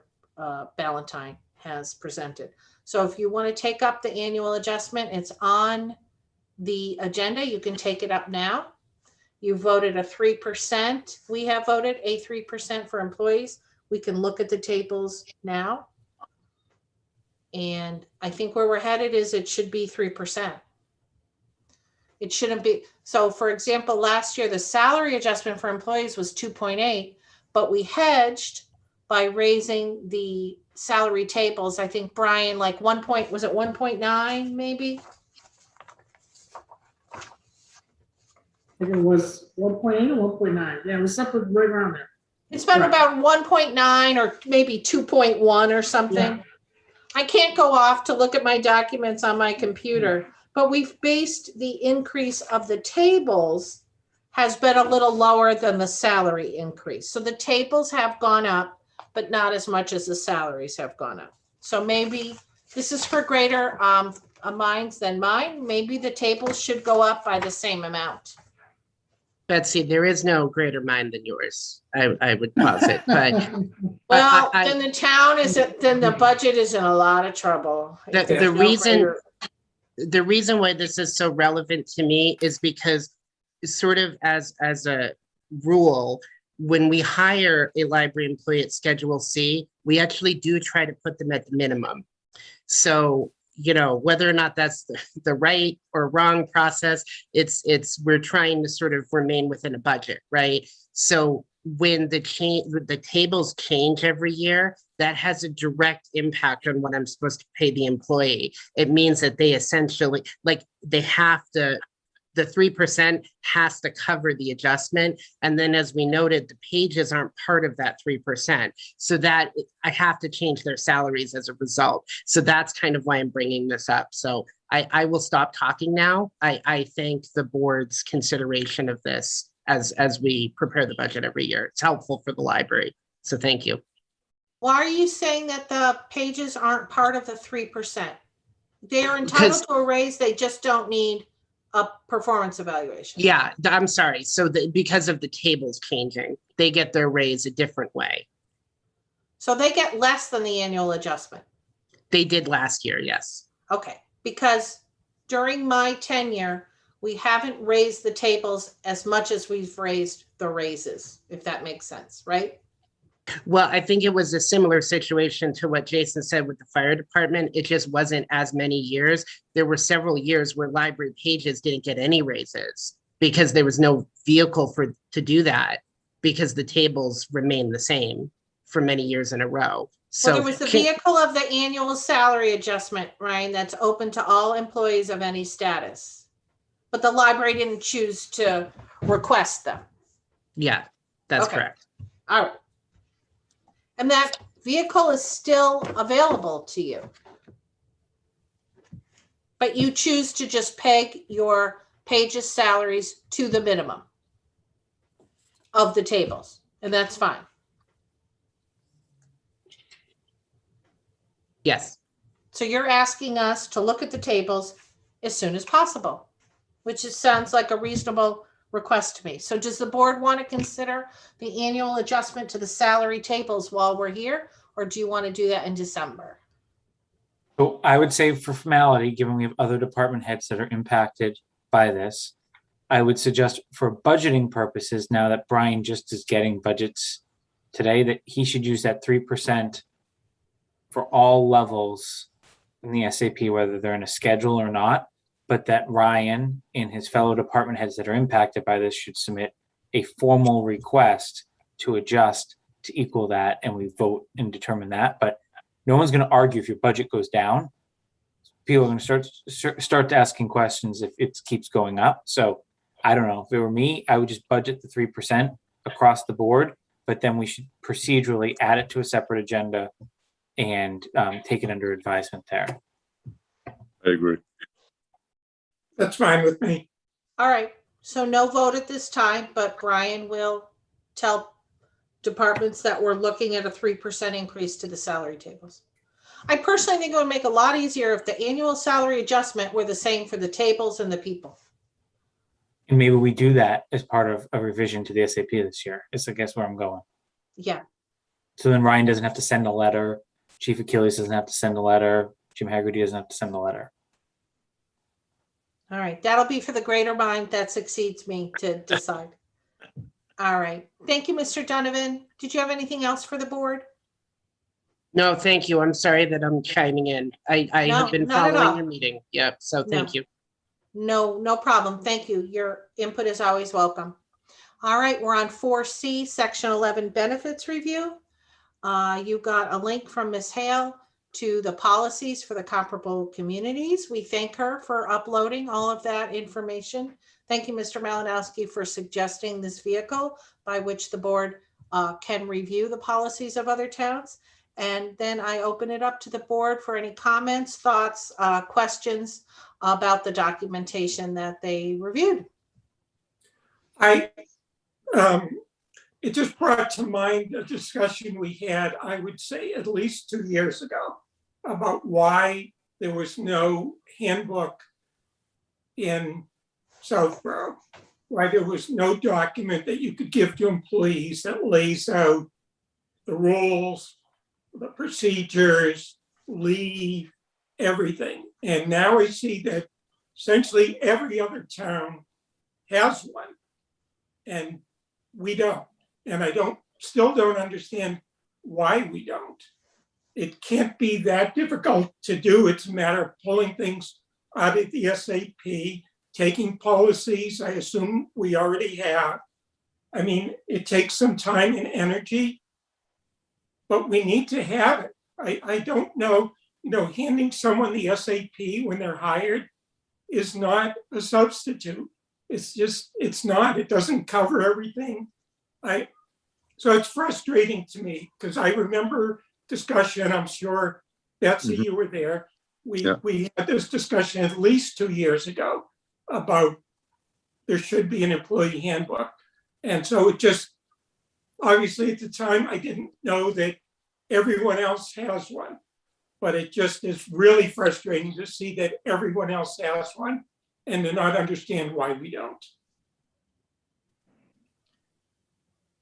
Thank you, Mr. Rubenstein. I think it's an important point, and thanks for the observation. I had a similar observation. So from that perspective, information is good. These are the towns that we're told we're competing with for employees. So if they are organized and present data in a certain way, I'm not saying that's going to outweigh 3 weeks vacation, but it gives a certain impression to candidates and new employees. So I was told when I first got on personnel board that former town council didn't want us to have a handbook. Didn't want to put things in writing because that would create an enforceable obligation on the part of the town. And you commented on that 2 or 3 years ago, Barry. I don't remember. And I won't repeat what you said. But it doesn't seem that we've had a change in culture yet toward disclosure of, there seems to be a culture of say less. I don't really understand it. So, Madam Chair, may I chime in for a moment? Certainly, Ms. Hill, you've turned into a seal of the town of Southborough. My laptop started to crash, so I had to plug back into my docking station. So Okay, you have the floor. Go ahead. I just wanted to note that when Mark and I met yesterday with our new labor counsel, Attorney Fedorov, we did actually talk about this, and she was discussing that she was actually going to a town meeting last night for another client she was representing, where she was bringing them, a revised bylaw, and we had a short conversation about employee handbook. So I think with her assistance, this is something that we could take up again. She has many templates that we could look at. And this has been on a performance review for somebody as a goal for about 8 years. I think I saw it, right? So this is not something new.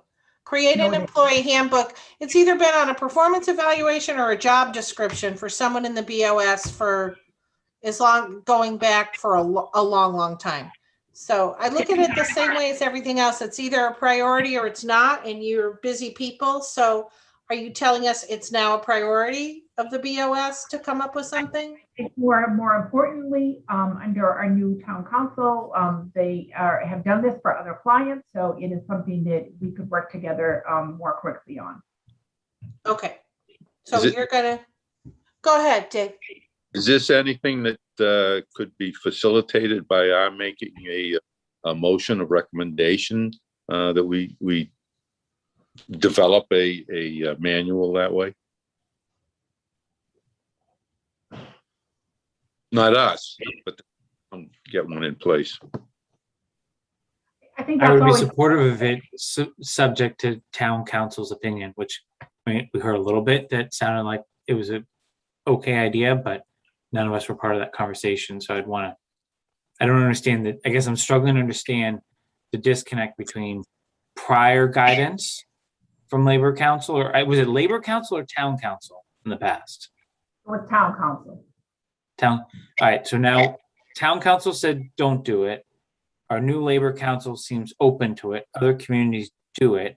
I would just want to hear directly from the source of the pros and cons of it before we send someone down that, but it sounds like that's where we're headed and would be supportive of that. I guess I'm confused as to why the 15 other comparable towns, they have them. There doesn't seem to be a legal issue with them. Yeah, I want to hear the reason why any lawyer, particularly any labor lawyer, would advise against having a handbook. Every major company in the United States has one. You Absolutely. can draft these in a way that you don't put yourself in legal jeopardy. Obviously, as you say, all these towns have figured out. And if you read the preambles, they all have the appropriate language, making clear that they're not contracts, making clear what they are. So if council is going to opine that we shouldn't do it, and I'm not suggesting that this council will, but I want to hear explanations for that. If I'm not mistaken, one of the selectmen was waiting on this and finally said, one or more of the selectmen, Mark, are the selectmen themselves working on one? This was a goal last goal setting, 2 goal settings ago, I think. not to out the selectmen in particular, but I believe it was Ms. Braccio and Ms. Malinowski who were working on this. I know that Ms. Hale had gotten some sample documents from some of our comparable communities. Because again, nothing in municipal is ever new. It's simply recycled and made to fit your particular needs. So I think we have started and everything else gets in the way, and this has been backburnered a couple of times. That's my understanding of where it is right now. So can the record reflect that Mr. Purple, Ms. Hale, the current chair of the Board of Selectmen, have determined that it would not be, have determined that it would not compromise the town in a legal sense to have an employee handbook, and they have adopted this as a goal moving forward. So we can put to bed the whole, we shouldn't have one because it's a legal problem. Put that in the past? Yeah, I don't think that's inaccurate. I think that, you know, as Ms. Hale had said, it was prior town council who had determined that having such a policy book for employees was a liability. I don't agree with that. And I would, you know, back to Mr. Malinowski's book, I'd need labor, or Barry's point, I'd need labor council to tell me that, you know, that they disagreed, you know, with actually having one. And I don't think I'm going to get that from either new town council or new labor council. Okay. And just to give credit where credit's due, some time ago, Ms. Jasinski, when she came on the board, went to Ms. Pasicane and said, could you please give me the new employee packet? And Kristen gave her the myriad of documents that we have folks sign. That would be part and parcel of a handbook. The kind of thing that would, Barry, you can correct me, the types of things that you would see in a handbook, we're handing to new employees anyway. We're just not calling it a new employee handbook, and it may not be comprehensive. And Ms. Jasinski made copies of those and distributed it to everybody who was on the board at the time. So we were partway there with documents that legally we are giving people anyway. So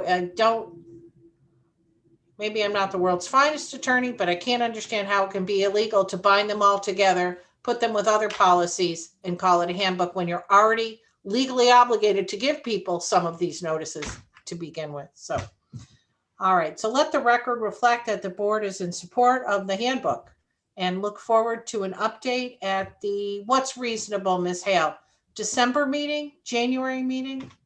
No, I would say December meeting. We will go back to Attorney Fedorov and have that conversation with her. Okay. I thought you already had the conversation with her. We did. It was a very brief conversation when we met with her yesterday. We told her this was something, you know, that was on the list and what was her position. So now I'd like to go back to her and just have her put that in writing. Okay. Anybody else thank you, Mr. Rubenstein. Anybody else on the Section 11 benefits review? I think we just need to reassign who's gonna summarize and bring recommendations to the personnel board. Were you working on that with Dorian? I don't believe Ms. Jasinski has gone forward with anything. And I was just collecting data from 30 or more communities until the board gave the guidance that I requested that we would narrow it down to the comparable communities. And that was an excellent suggestion. And now we've done that. And I have not taken any steps forward. So unless anyone objects, I'm happy to start to look at the data and summarize it, because I'm the one that started to kind of whack this hornet's nest, so to say, and can come back to the board with some views. I'm not going to commit to a meeting date, but I guess I can take a preliminary read through and start to see if there's any themes that are worth discussing on whether we want to adopt or recommend adoption, or whether there's a reason why we don't want to adopt. So they don't have. Thank you, Mr. Malinowski. You may wish to contact Ms. Jasinski. She did express an interest when the information first came forward. Vanessa did supply copies to me and to Ms. Jasinski. I don't know her schedule. She may be willing to assist you with this function. All right. Anything else on benefits review? All right, the last item I have on my agenda is 4D, new position guidance. This is at page 30. So this is something we've talked about before. You can see on the draft, we discussed it on October 4th. I revised it further and it is now being revisited. This is something I'm trying to pull together before I leave because I do receive requests from department heads to understand what the process is to add a position to the SAP. So we've talked about it a couple of times, and this, so the first thing is, and people don't always know this, that we need a job description. So that's where the guidance starts. The process of adding a position to the SAP starts with a job description. And I welcome folks to come to the personnel board for assistance with that. And then if they want to get on to the agenda to talk about adding a position to the SAP, these are the steps, the job description, then we have to score and grade the position. And then this board recommends, or if we move forward, it's a recommendation only to town meeting. And then we got into what do folks need to submit to us. And the previous iteration of this memo had a tell us why this position is necessary, why what I used to call why the sky will fall down, and the cost to the position. And then you may recall we had a discussion about that, and members of the board felt it was inappropriate for us to be looking at the cost of the position. Members of the board expressed the opinion that it was more appropriate for someone else, the proponent, the department head, the board of selectmen, the board committee, whoever was sponsoring the new position, to make the determination that cost outweighed benefit, and that it wasn't the jurisdiction of this board, our purview, our mission to look at costs, but that our job is to take a position and grade it appropriately based on education, level of responsibility, the so-called JAQ. So I have scoped this document down from previous guidance, and I open it up for comments. You'll see in the note at the bottom, this is version 3, and it has been stripped of all economic analysis in line with where I felt the board was going from the previous discussions. So open for discussion. I have one minor point, and that's in the wording of 2C. And this goes back to a discussion we've had before, that I don't want us to be in the position of having to defend the creation of a new position, because I don't think that's our job. What our job is to place that position in the appropriate place in the SAP. So rather than say that we're recommending adding the position to the SAP, I would say we're recommending the placement of the position in the SAP at the town meeting. Good point, Barry. Thank you. I think there always needs to be at least one attorney on the personnel board, and it should be the better attorney. So we're in a good place with you where you are. All right. So C would change, recommending the placement of the position in the SAP. All right. And one thing that was clear to me when we discussed the Board of Selectmen's reorganization was that folks really didn't understand the role of the JAQ. And we received JAQs that didn't match job descriptions. And really, I learned from my former colleague, Mr. Dietz, you can grade a position from the job description. Everything is there.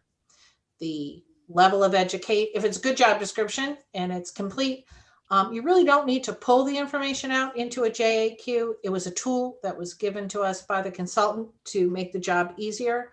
But as we saw with the Board of Selectmen executive assistant position, you can get into trouble when you don't follow the job description when you do the JAQ. So someone needs to be mindful either to score the position straight off of the job description, or make sure when you are pulling the data out of the job description, it should match the information. I'm sorry, when you're pulling it out of the job description, the JAQ and the job description are supposed to match. They're not supposed to be set. It's just supposed to be a tool. to make it easier to grade and score the various factors. So, any other comments or suggestions? I mean, the next chair may not, I'd be happy to revise this and send it to the board with the change that Barry noted. I think it would be nice to have this guidance, but the next chair may not feel it necessary. And then the first time someone calls you and says, well, what do I need to do to add a position to the SAP? You'll say, where's that document that Betsy wanted us to do? Because it will make it easier. So any other comments? Vanessa, did you have anything on page 30 on the guidance for new positions? Vanessa also gets calls from folks who want to change the SAP. And I don't think I've gotten any comments from you on this. No, I think the only other thing that might be helpful when we're talking about the kinds of information that you want to see from the comp communities is maybe a little bit more detail about you know, making sure that the position we're looking at in the other communities is you know, a true comparable to here. Like an assistant town manager in another community sometimes is the community development director. So, you know, that wouldn't be a real comparable, you know, to my position here. So it's hard to quantify exactly what to ask for when we're suggesting people go off and do that research for comps, because every community is a little bit different. So I don't know if there's any way to tighten up that language. What do you, if I had, you know, I think it's fairly well acknowledged I was a pretty active chair for the last 3 years, always telling people, call me, call me, call me. Not necessarily the case in past years. I think, Vanessa, you fielded maybe, you know, in the last, before I became chair, maybe fielded more of these requests. More of this came through you. I guess the word is I'm an activist chair. So, and it may be the case that it reverts, some of this reverts back to you, at least for the time being, depending on who steps in. What would be, from your experience, again, I've only been chair for 3 years, been on the board for 4, never actually done a hire. You have 20 years and the hiring experience. What would you recommend that we put into Part C? I imagine you're talking about the external comps. Right, right. You're probably in a better position than me to amend that language. What would you want to say to folks? Because this may be you giving this guidance. Sure, yeah. I think probably making sure that they're reviewing, or maybe, I was going to say the job description, but maybe that they're making sure that when they're talking to those other comparable communities, that the education and skill experience in that other community is really the same as ours. Like in some places, you know, assistant manager, they, in another community, they might require, you know, a master's degree in public policy, you know, or it's a little bit different in every community, but I think just, you know, making sure that they're looking at what does that other community require to make sure that it's really the same as here. Okay. You want to take a crack at some language for C and then just shoot? Here I am with a new project. Shoot me what you think, how C should be revised. I will add it and then I'll send it back to you and I guess Dorianne. Okay. For the packet for December. I don't mind since I have this Word document. So please feel free to flesh that out. I think you're in the best position to do that from your experience. And then just shoot that to me and I'll get it out. I'll put it in final. All right. Does that work for you? Yep. Thank you. Okay. Thank you very much for your input there.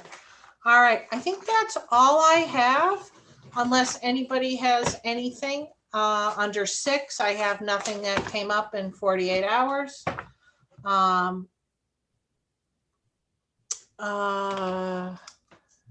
me see. All right, calendar, board calendar. The board has previously scheduled a meeting for December 15th at 12 p.m. Do you want to schedule your first meeting in the new year? I would say yes. All right. Did we lose Mr. Malinowski? Good. What? Yes, he had to drop off. Oh, okay. Mr. Nixon? Mr. Rubenstein, you want to stick with the second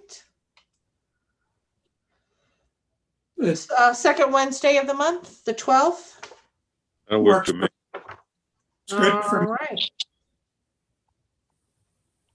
Oh, you don't have a quorum Oh, to approve the meeting. I shouldn't really approve a meeting that I'm not going to be at. Well, but we still have 3 members. You're still a member now. Okay, I approve of a meeting that I'm not going to. I don't think anybody's going to file an open meeting law complaint on this one. at least. What do you think, Mr. Purple? You're the one who's going to have to get receipt of that open meeting law complaint if somebody schedules a meeting. Do you have a problem with me making a quorum to schedule a meeting even though I'm not going to be at the meeting? No, I think, you still are an active member until All your right. resignation takes effect, so you're good. All right, I'm going to take it and run with it, Mr. Purple. Thank you. And it is keeping to the board schedule. All right, so the board is scheduling a meeting for January 12th at noon. Ms. Hale, would you make the Zoom room I will. reservation? Thank you very much. All right. Anybody else have anything? All right. Thank you all. It has been a pleasure serving with you. I am available for consultation and for forwarding of documents in Word format if you all need it. Thank you very much. I'm going to adjourn the meeting at 2:08 p.m. Thank you all. We are Thank you. adjourned Thank at you. Thank you, 2:08. Betsy. Thank you.